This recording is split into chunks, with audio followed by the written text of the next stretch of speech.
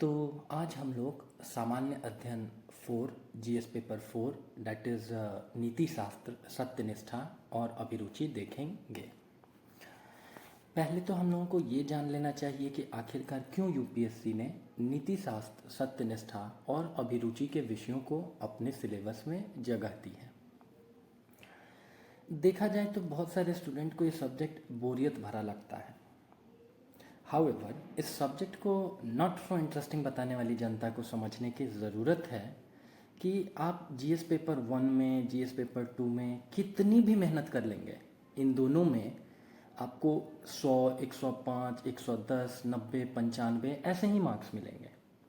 जबकि GS paper 3, GS paper 4 और एसे में अच्छा लिखेंगे तो 170, 180 मार्क्स भी आएंगे और प्रश्न की आवश्यकता अनुसार उत्तर नहीं लिखे जाने, इधर उधर की गोल मटोल बातें बनाने के कारण आपको एज लो एज 60, 70, 80 मार्क्स भी आते हैं।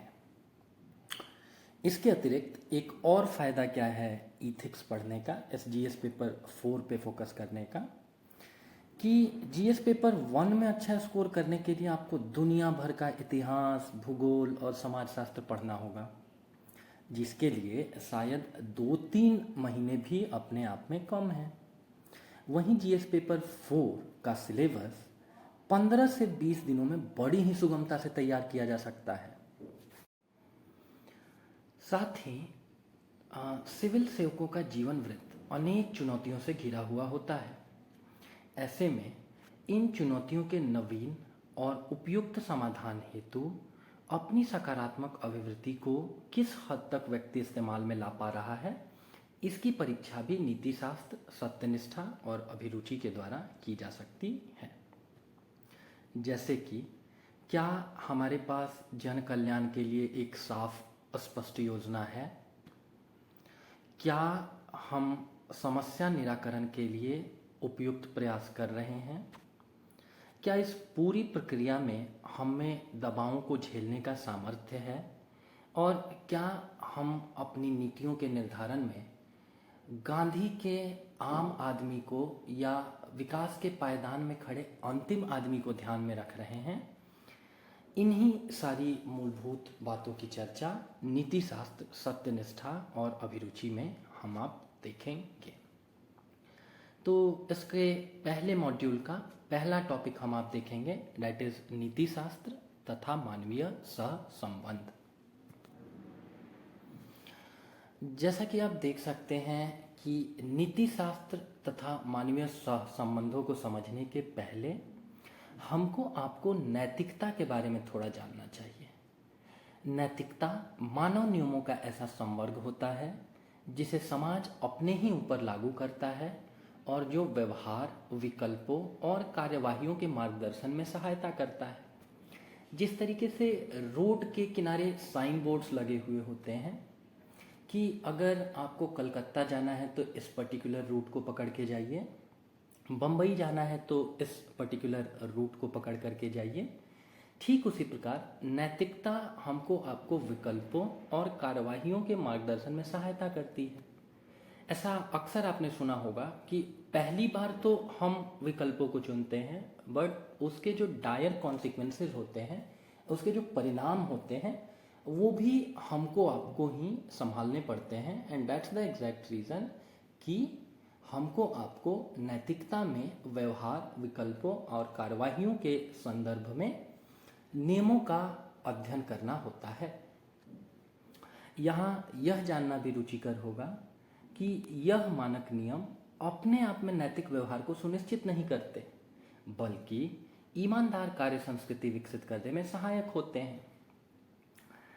इसी संदर्भ में एक बड़ी इंटरेस्टिंग सी स्टोरी है कि कैसे एक शराबी आदमी के 2 बेटे थे। वह व्यक्ति अक्सर शराब के नशे में धुत पड़ा रहता था और घरेलू हिंसा भी करता था। उस शराबी की पत्नी अपने दोनों बेटों को अक्सर यह बताया करती थी कि किसी भी हाल में तुम लोगों को अपने पिता जैसा नहीं बनना है। हालांकि फिर भी उस आदमी का एक बेटा बड़ा होकर के शातिर अपराधी बना। एक बार कोर्ट में जज ने उससे इसका कारण जानना चाहा तो उसने बताया कि मिलॉर्ड, मेरे पिताजी अक्सर शराब पी करके घर आते थे। वह मेरे सामने ही हमारी माँ को मारा पीटा करते थे। अब मेरी परवरिश ही ऐसे माहौल में हुई है, तो अब आप ही बताइए कि मैं अपराधी न बनता तो और क्या बनता। वहीं उस आदमी का दूसरा बेटा पढ़ लिख करके एक बड़ा ऑफिसर बना। वह समाज और अपने परिवार के प्रति अपनी सारी जिम्मेदारियों का निर्वहन पूरी निष्ठा से करता था। किसी समारोह में सम्मानित किए जाने के दौरान लोगों ने उससे पूछा कि इतना अच्छा और निष्ठावान होने का कारण क्या है। तो उसने बताया कि मेरे पिताजी अक्सर शराब पी करके घर आया करते थे। वह हमारे सामने ही मेरी माँ को मारा पीटा करते थे। मेरी परवरिश ऐसे ही माहौल में हुई। उसी समय मैंने प्रण ले लिया था कि बड़ा होकर के मुझे अपने पिताजी की तरह नहीं बनना है। तो इस पूरी कहानी का सार यही है कि एक ही प्रकार की नैतिक शिक्षा अपनी माँ से ग्रहण करने के बावजूद दोनों बेटों के आचरण में जमीन आसमान का अंतर था। एक ने इतनी बड़ी सामाजिक प्रतिष्ठा पाई तो दूसरा आगे चल के पुलिस की गोली का शिकार। ऐसे में सबसे महत्वपूर्ण प्रश्न जो निकल करके आता है वो ये है कि ये नैतिकता रूपी फल आखिर किस वृक्ष पे पाया जाता है।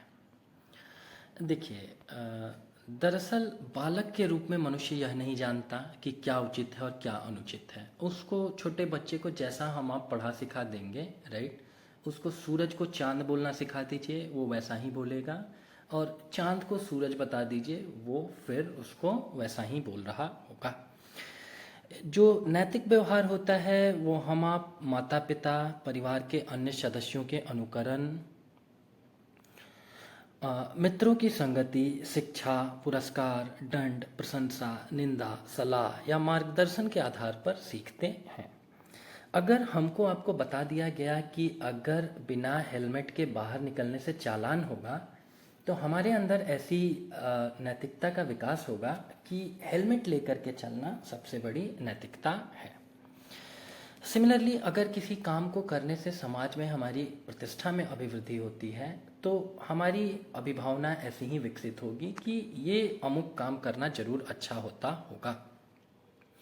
हाउएवर, आयु बढ़ने के साथ साथ बच्चे में विवेक और ज्ञान का विकास भी होता है और इसी पूरी प्रक्रिया में उसमें उसकी स्वयं की नैतिकता और नैतिक चेतना भी जागृत होती है। आयु बढ़ने के साथ बालक अपनी स्वयं की प्रज्ञा को भी इस्तेमाल में लाना सीखता है और संभवतः यही कारण है कि बाली जैसे दुष्ट राजा के पुत्र होने के बावजूद आगे जाकर के अंगद महान राम भक्त बनते हैं, क्योंकि अपनी नैतिकता के प्रतिमान उन्होंने अपनी स्वयं की बुद्धि के आधार पर गढ़े, ना कि अपने पिताजी का अंध अनुसरण किया। नीति शास्त्र शब्द की थोड़ा इथिमोलॉजी समझते हैं कि आखिर इस शब्द की उत्पत्ति कहाँ से हुई है। नीति शास्त्र शब्द ग्रीक शब्द इथिका से व्युत्पन्न है, जिसका शाब्दिक अर्थ रीति रिवाज होता है। आम बोलचाल की भाषा में नीति शास्त्र को नैतिक चिंतन भी कहा जा सकता है कि किसी खास परिस्थिति में क्या किया जाना चाहिए, क्या नहीं करना चाहिए, आदर्श व्यवहार कैसा हो, किस प्रकार के सामाजिक मापदंडों से बचना होता है और किनका अनुकरण करना होता है।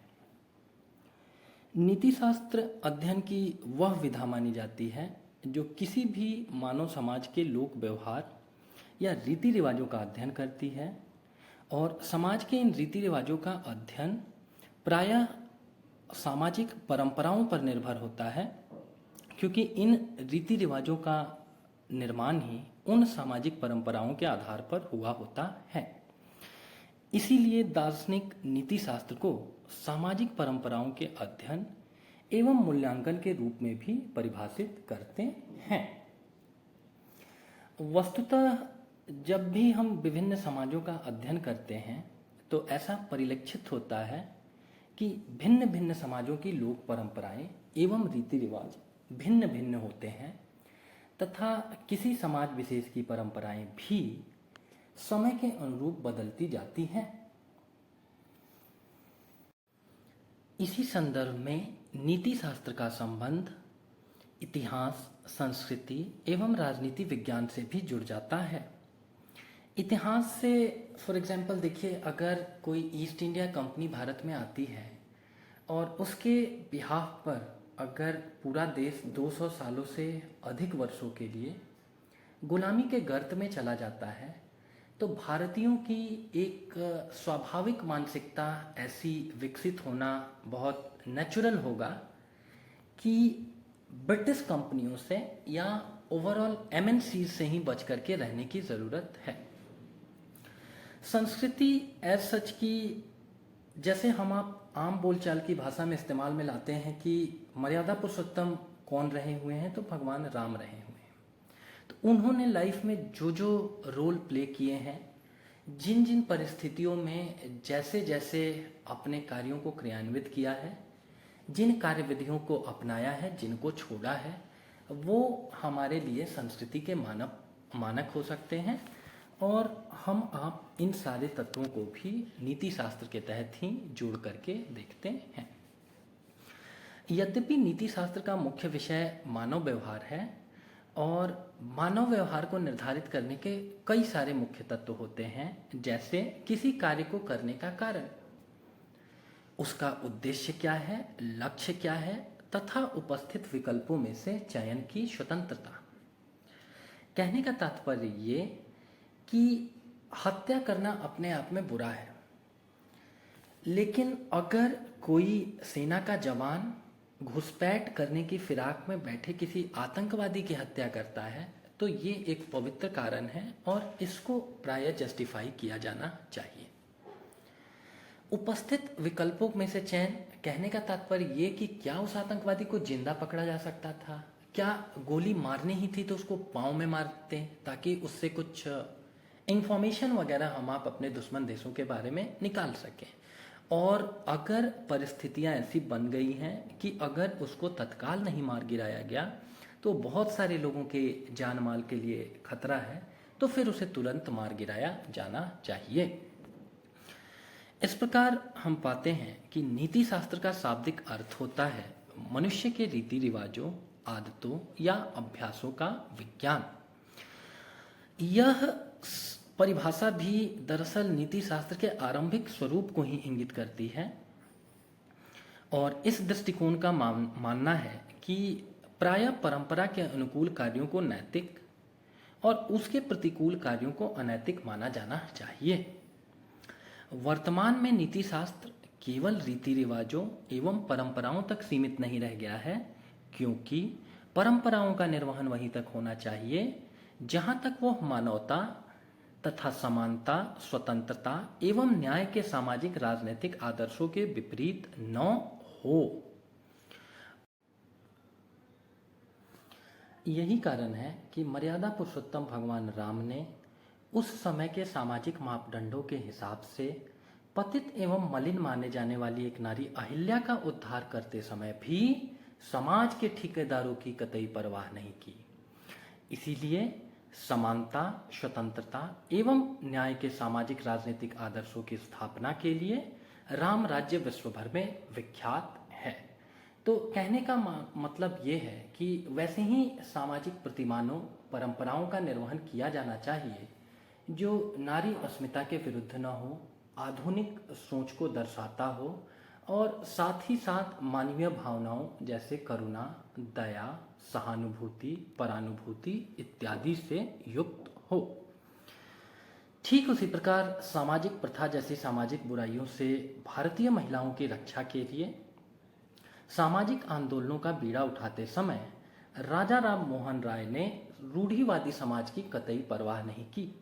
You will be amused to know, आपको जानकर के शायद आश्चर्य हो सकता है कि सती प्रथा की समाप्ति के लिए जो अथक प्रयास राजा राम मोहन राय कर रहे थे, इसके कारण उन्हें अपने घर में ही एक कड़ा विरोध झेलना पड़ा। अब बात करते हैं कि नीति शास्त्र आवश्यक क्यों है। दरअसल जीवन में कई बार व्यक्तिगत हित और सामाजिक हित, तात्कालिक लाभ और व्यापक दीर्घकालिक लाभ, वासना एवं बुद्धि तथा परिस्थितियों की जटिलता आदि कारकों से कर्तव्यों के अनुपालन को लेकर के द्वंद्व की स्थिति उत्पन्न हो जाती है। कई बार हमको समझ में नहीं आता है कि ये काम पर्टिकुलरली मेरे लिए बहुत अच्छा है, लेकिन इसके कुछ नकारात्मक परिणाम समाज को भुगतने पड़ सकते हैं। जैसे ड्रग का सेवन, शराब पी करके गाड़ी चलाना, तस्करी, मानव अंगों का अवैध व्यापार इत्यादि ऐसे तमाम बुरे काम जो हमारे व्यक्तिगत लाभ के लिए, हमारे लिए तो धन के अर्जन का एक माध्यम हो सकते हैं, लेकिन समाज पर इनका व्यापक बुरा परिणाम देखने को मिलता है। व्यक्तिगत और सामाजिक हितों के मध्य किसी एक के चुनाव करने की दुविधा से संभवतः सबसे ज्यादा पाला अर्जुन का पड़ा है। महाभारत युद्ध के दौरान आपको सबको पता है कि अर्जुन द्वारा विषादग्रस्त होकर शस्त्र उठाने से इनकार करने पर भगवान कृष्ण द्वारा दिया गया दिव्य ज्ञान गीता है, और भगवान कृष्ण बड़ी सहजता से उनको बताते हैं कि 700 श्लोक कड़ी धूप में तुमको बैठा करके सुनाएंगे और बताओ कि अब तुम्हारे अंदर कर्तव्य बोध जागा या इसी गर्मी में तुमको 700 और श्लोक सुना करके मार डालें। तो मरना ऐसे ही है भैया, तो लड़ के मरो, रेदर देन कि तुम मेरी बातें केवल सुन सुन के मरो। बेटर है कि बैटल फील्ड में जा करके अपने पुरुषार्थ का प्रदर्शन करते हुए मरो। युद्ध आरंभ होने के पूर्व अर्जुन के मन में ऐसा भाव उत्पन्न हुआ कि स्वजनों जैसे कि भीष्म पितामह हो गए, गुरु द्रोणाचार्य हो गए, इनकी हत्या करके राज्य हासिल करने से तो संन्यास धारण कर लेना कहीं अधिक बेहतर होगा। किंतु भगवान कृष्ण द्वारा समझाए जाने पर कि यह युद्ध व्यक्तिगत स्वार्थों और हितों से परे जाकर के पूरे भारत में धर्म की स्थापना के लिए लड़ा जा रहा है और अंतोगत्वा पूरे समाज का कल्याण इस युद्ध के परिणति के रूप में निकल करके आएगा, तो इन्हीं सारे कारणों से अर्जुन पुनः युद्ध के लिए तत्पर होते हैं। ठीक इसी प्रकार तात्कालिक लाभ एवं दीर्घकालिक लाभ में भी व्यापक अंतर होता है। क्या आपने उस चिड़िया की कहानी सुनी है जो घर बैठे भोजन प्राप्त करने के लालच में अपने एक पंख का सौदा दैनिक आधार पर एक व्यक्ति के साथ कर बैठती है, लेकिन अंतोगत्वा जब उसके सारे पंखों का नाश हो जाता है, जब उसने अपने सारे पंख वो दे बैठती है, तो वह व्यक्ति भी उसे मुफ्त का भोजन देना बंद कर देता है और वह उड़ने में असक्षमता के कारण शीघ्र ही मर जाती है। कहने का तात्पर्य है कि जरूरी नहीं है कि जो रास्ता हमें छोटा और आसान प्रतीत हो रहा हो उसी के दीर्घकालिक व्यापक लाभ हों, और यही कारण है कि सिविल सेवकों को भी योजनाएं बनाने और उनके क्रियान्वयन के समय समाज के दीर्घकालिक हितों को ध्यान में रखना चाहिए।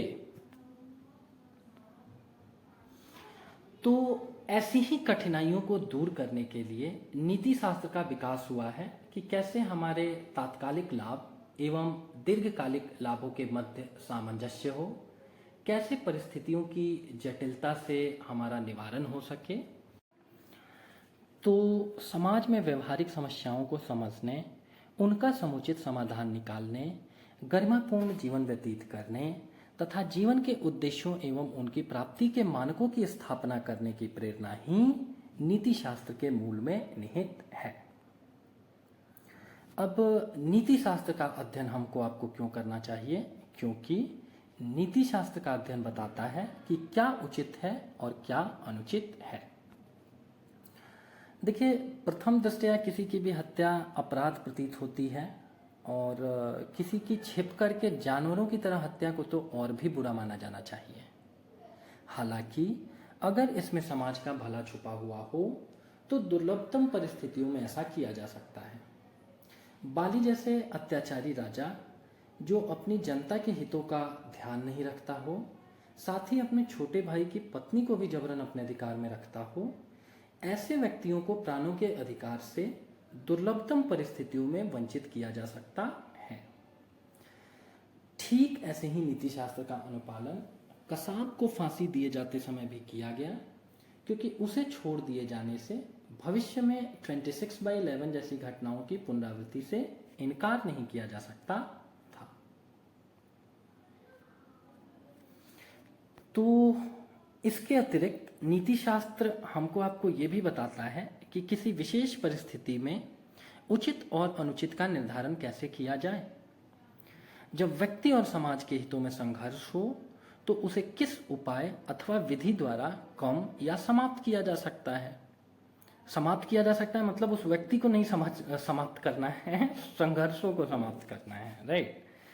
इसके अतिरिक्त विभिन्न व्यक्तियों समुदायों के हितों में सामंजस्य कैसे हो तथा सीमित प्राकृतिक संसाधनों के सामाजिक वितरण का क्या आधार हो। कहीं ऐसा तो नहीं है कि सारे प्राकृतिक संसाधनों तक केवल अमीर लोगों की ही पहुंच हो रखी हो और गरीब जनता को इससे वंचित किया जा रहा हो। अब बात करते हैं कि नैतिकता का निर्धारण कैसे किया जा सकता है। वो कौन कौन से तत्व हैं जो नैतिकता के निर्धारण में सहायक सिद्ध होते हैं। देखिए, मनुष्य को उसकी सहज प्रवृत्तियां अर्थात भावनाएं, इच्छाएं, इंद्रियां आदि एक ओर खींचती हैं। जैसे रसगुल्ले की दुकान दिख गई तो हमारी आपकी जीभ स्वतः यह चाहेगी कि हम आप उस दुकान के तरफ ही चलें, इरेस्पेक्टिव ऑफ द फैक्ट कि हमारे जेब में पैसे हैं या नहीं। तो कहने का मतलब यह है कि हमारी भावनाएं, इच्छाएं, इंद्रियां उसको एक ओर खींचती हैं और दूसरी ओर बुद्धि उसे नियंत्रित निर्देशित करने का काम करती है कि बेटा अभी तुम्हारे पास पैसे नहीं हैं, once you have to earn the money and then you should be going to a sweet shop. इसके अतिरिक्त नैतिकता के निर्धारण के क्रम में बाह्य पक्षों यथा सामाजिक नियम, राजकीय कानून, नीति संहिता, आचार संहिता आदि की भी भूमिका महत्वपूर्ण होती है। परंतु जब जीवन में द्वंद्व की स्थिति उत्पन्न होती है तो वैसी परिस्थितियों में अंतरात्मा की आवाज़ ही नैतिकता के निर्धारण का एक महत्वपूर्ण आधार बन जाती है। क्योंकि ऐसा हो सकता है कि बाह्य पक्षों जैसे सामाजिक नियम, राजकीय कानून, नीति संहिता, इन सब के मध्य परस्पर द्वंद्व की स्थिति हो रही हो, एक दूसरे के कॉन्ट्राडिक्टरी ये सारे के सारे हों। जैसे हम आप किसी समाज से आ रहे हैं, वहाँ कुछ जातिगत नियम अलग हैं, इरेस्पेक्टिव ऑफ द फैक्ट कि आधुनिक राजनीतिक विचारों से उनका मेल नहीं होता हो। तो ऐसी परिस्थिति में अंतरात्मा की आवाज़ से ही हम अपनी नीतिगत चुनौतियों का सामना करते हैं। जैसे कि ये अंतरात्मा की आवाज़ को लेकर के महात्मा गांधी का अराजकतावाद का सिद्धांत काफ़ी प्रसिद्ध है और इसके बारे में हम आगे आने वाले अध्यायों में पढ़ेंगे कि कैसे गांधी बताते हैं कि मैं अराजकतावादी हूँ और राज्य नामक संस्था के ऊपर मेरा कोई बहुत विश्वास नहीं है, बिकॉज एडवर्स दिनों में, मुश्किल दिनों में यही राजतंत्र जो है सो कि लोगों को प्रताड़ित करने के लिए भी एक मैकेनिज्म आपको उपलब्ध कराता है। तो और डिटेल में देखेंगे आगे आने वाले मॉड्यूल्स में इसके बारे में। अब जानते हैं कि नीति शास्त्र की वर्तमान आवश्यकता अथवा प्रासंगिकता क्या है। विज्ञान और तकनीकी विकास ने मनुष्य को चयन की स्वायत्तता और स्वतंत्रता हेतु प्रेरित किया है और यदि ऐसा बिना नैतिकता और उचित मापदंडों के किया जाए तो उसका परिणाम अंतोगत्वा पूरी मानवता के लिए विनाशकारी सिद्ध हो सकता है।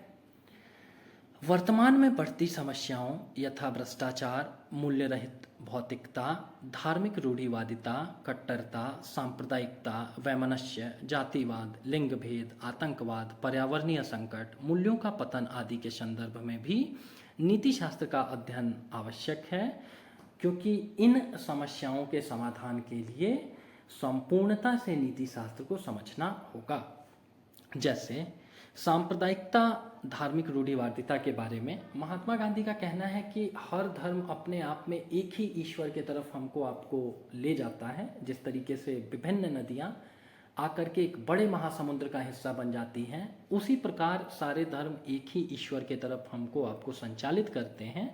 तो जिस भी व्यक्ति के मन में ऐसी भावना का विकास हो जाएगा, वो किसी अन्य धर्म के व्यक्ति को प्रताड़ित कभी भी नहीं कर रहा होगा। इसके अतिरिक्त प्रशासन में अनेक बार विषम परिस्थितियों में कई बार स्पष्ट नियम और कानूनों के अभाव में स्वविवेक के आधार पर भी निर्णय लेना पड़ता है।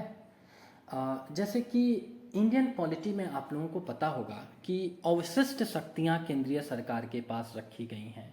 ये अवशिष्ट शक्तियां वैसी शक्तियां होती हैं जिनके बारे में संविधान में क्लियर मेंशनिंग नहीं की गई है, जैसे मुद्रा अगर केंद्र सरकार देख रही होगी और पुलिस राज्य सरकार देख रही होगी, तो ऐसे तमाम इनफाइनाइट नंबर ऑफ सब्जेक्ट्स हो सकते हैं। और ठीक उसी प्रकार से इनफाइनाइट नंबर ऑफ परिस्थितियां हो सकती हैं, असंख्य परिस्थितियां हो सकती हैं, और इन सारी परिस्थितियों में एग्जैक्टली क्या कार्यविधि इस्तेमाल में लाई जानी चाहिए, इसके लिए हर परिस्थिति विशेष के लिए सुस्पष्ट आपको मानक नहीं निर्धारित किए जा सकते हैं, एग्जैक्ट कार्यविधि नहीं बताई जा सकती है। तो ऐसी परिस्थितियों में भी हमको आपको नीति शास्त्र का ही सहारा लेना पड़ता है। इसके अतिरिक्त यद्यपि प्रशासनिक व्यक्ति व्यक्तिगत स्तर पर निर्णय ले रहा होता है, परंतु उसका प्रभाव पूरे समाज या समुदाय पर पड़ता है। जैसे कि अगर किसी प्रशासक ने किसी नदी के दोनों किनारों के ऊपर एक नवीन पुल बनाए जाने की योजना बनाई है, तो अंतोगत्वा इस पुल के कारण समाज, नदी के दो किनारों पर अवस्थित समाजों के बीच मेलजोल बढ़ेगा, व्यापार बढ़ेगा, सामाजिक गतिशीलता बढ़ेगी। तो कहने का तात्पर्य यह है कि हालांकि निर्णय लिया गया प्रशासक के द्वारा, लेकिन उसका प्रभाव पूरे समाज या समुदाय पर पड़ रहा होगा। और यही कारण है कि निर्णय और कार्य करते समय उसे नैतिकता संबंधी विभिन्न पक्षों से परिचित होना पड़ता है। जैसे कि अगर किसी हाइड्रो पावर प्लांट्स को बनाने के लिए असंख्य पेड़ों को काटना पड़ रहा है, तो ये कोई बहुत वाइज डिसीजन नहीं होगा। और अगर विषमतम परिस्थितियों में ऐसा करना भी पड़ रहा है, तो उसके पूर्व लोगों के विस्थापन के साथ साथ उनको किसी अन्य जगह पर बसाए जाने की, एवं जितने पेड़ काटने पड़ रहे हैं उतने पेड़ किसी अन्य जगह पर लगाए जाने की भी व्यवस्था करनी चाहिए। इतना ही नहीं, उसे अपने निर्णयों एवं कार्यों के अच्छे या बुरे परिणामों के लिए जवाबदेह होना पड़ता है। ऐसे में नैतिकता के विभिन्न आयामों से परिचित होना उसके स्वयं के लिए हितकर होगा। जैसे कि हमको आपको सबको पता है कि सर थॉमस शो 1615 ईस्वी में जहांगीर के दरबार में उपस्थित हुआ और अपनी व्यवहार कुशलता से अपने देश के लिए व्यापारिक रियायत लेने में मुगल बादशाह से कामयाब हुआ।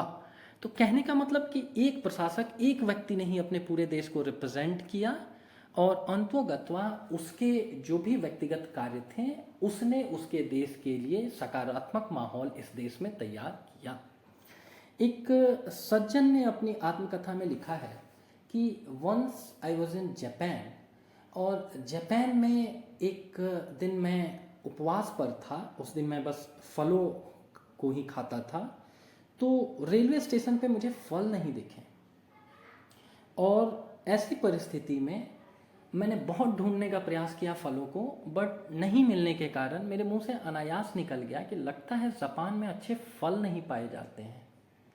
एक जापानी नवयुवक जो कि ये सारी बातें सुन रहा था, अपनी फैमिली को ड्रॉप करने के लिए आया हुआ था, उसने अपनी फैमिली को उसके हाल पर छोड़ा और तुरंत मेरे लिए भाग करके वह फल लेकर के आया। मुझे ऐसा लगा कि वो कोई फल विक्रेता है। जब मैंने उसे मूल्य चुकाना चाहा फलों का, तो उसने बहुत पोलाइटली मेरे से कहा कि आप अपने देश में जा कर के बस इतना मत कहिएगा कि जापान में अच्छे फल नहीं मिलते हैं, क्योंकि इसके कारण हमारे आपके देश के एडवर्स रिलेशंस हो सकते हैं। आपके लोगों के बीच हमारे बारे में एक नकारात्मक भ्रांति का विकास हो सकता है। साथ ही आपके यहाँ से जो भी शाकाहारी लोग हमारे देश में पर्यटन के लिए आने वाले हैं, वो भी ये सोच करके रुक सकते हैं कि जापान में तो अच्छे फल ही नहीं मिलते हैं। तो कहने का मतलब ये कि प्रशासकों का या सामान्य व्यक्तियों के लिए भी उनके प्रत्येक कार्य का सकारात्मक या नकारात्मक प्रभाव समाज पर पड़ता ही है। इसीलिए उचित कार्यविधि का चयन बहुत महत्वपूर्ण है, और इसी उचित कार्यविधि के निर्धारण में नीति शास्त्र सहायक सिद्ध होता है।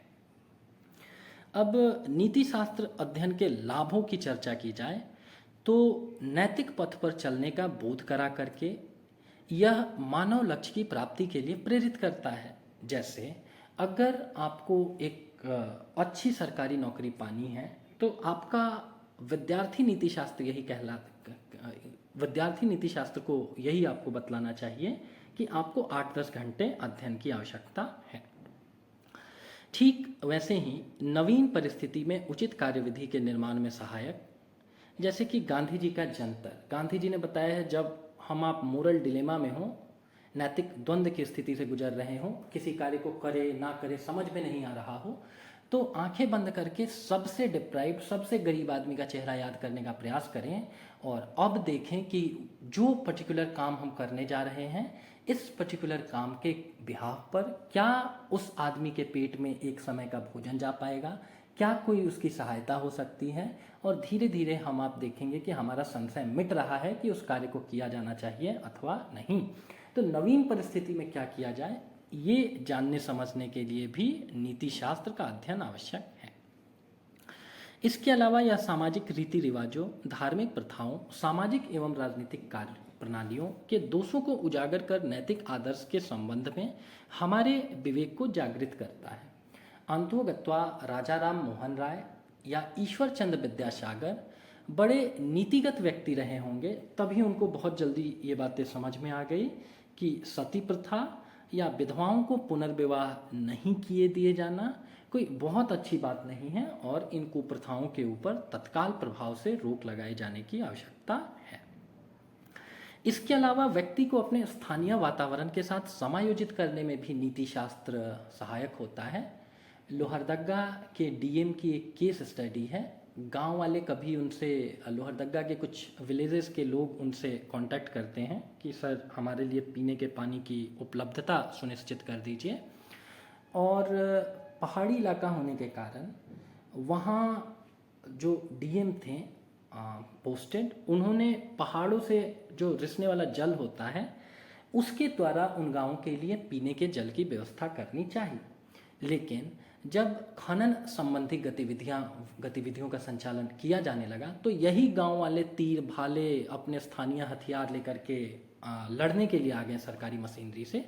तब सरकारी मशीनरी को पता चला कि दरअसल ये लोग उन पहाड़ों को अपने पूर्वजों के तौर पर या देवताओं के तौर पर पूजते थे और उनमें किसी प्रकार की खनन गतिविधियों का संचालन मतलब उनके पूर्वजों या देवताओं के ऊपर प्रत्यक्ष प्रहार है। And that's the exact reason कि सरकारी तंत्र को अपनी कार्यविधि बदलनी पड़ी। तो अगर पहले से ही वहाँ के आदिवासी समाज के बारे में आपको अगर बेहतर समझ होती तो संभवतः आप ऐसे कार्य करने से वहाँ बच रहे होते।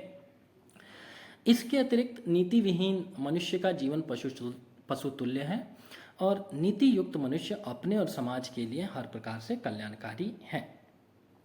वैज्ञानिक अनुसंधानों और नवीन आविष्कारों का जल कल्याण हेतु उपयोग किए जाने के लिए भी नीति शास्त्र का अध्ययन बहुत आवश्यक है। जैसे कि नाभिकीय संलयन या न्यूक्लियर फ्यूजन की अवधारणा का उपयोग हम इलेक्ट्रिसिटी प्रोड्यूस करने के लिए भी कर सकते हैं और व्यापक नरसंहार करने वाले हथियारों के निर्माण के लिए भी। हालांकि नीति शास्त्र के कारण ऐसी अवधारणा विकसित हुई है कि वैज्ञानिक प्रविधियों या वैज्ञानिक यंत्रों का इस्तेमाल मानव के कल्याण के लिए किया जाना चाहिए, न कि मानव के विनाश के लिए।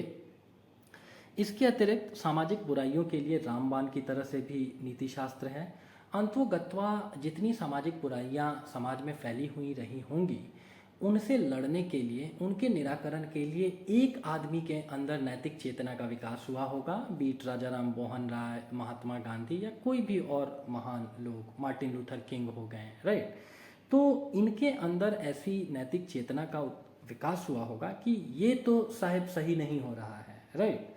अंग्रेज इस देश के वेल्थ को ड्रैग करके, उसको स्पंज की तरह सोख करके अपने देश में ले जा करके उड़ेल रहे हैं। तो चीज़ें बहुत बेटर नहीं हैं। तो बहुत सारी सामाजिक बुराइयों के लिए रामबाण के तरीके से भी ये नीति शास्त्र काम करता है। बाकी यहाँ हम लोगों ने पहला मॉड्यूल देखा कि क्या नीति शास्त्र होता है, क्यों इसका अध्ययन आवश्यक है, और इसका अगला जो मॉड्यूल है दैट इज़ मानवीय क्रियाकलापों में नीति शास्त्र का सार तत्व, ये हम लोग अगले मॉड्यूल में देख रहे होंगे, बिकॉज़ हमारा प्रयास है कि छोटे छोटे आधा घंटा 25 मिनट के वीडियोस से आपके लिए एक एक मॉड्यूल प्रस्तुत करके हम लोग दें। तो फिर मिलते हैं अगले वीडियो में।